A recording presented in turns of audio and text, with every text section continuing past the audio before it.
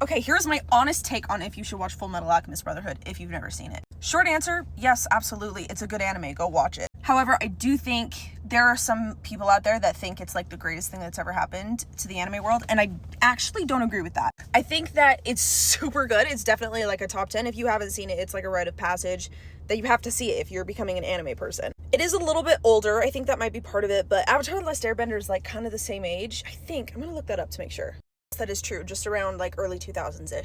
So I don't know if there's no way that that's the only reason that I don't think it's quite as good. For a long time, it was my number 3. I loved it so much right after I finished it. However, I do think that there's like kind of some Disney-ish moments, which is like my favorite thing about anime, is that it's like very dark and like honest, and yes, Fullmetal has those moments, but I don't want to spoil anything. There's just something with the bad guy that like becomes very like Marvel big bad guy for like just 1 second, but it really put a sour taste in my mouth.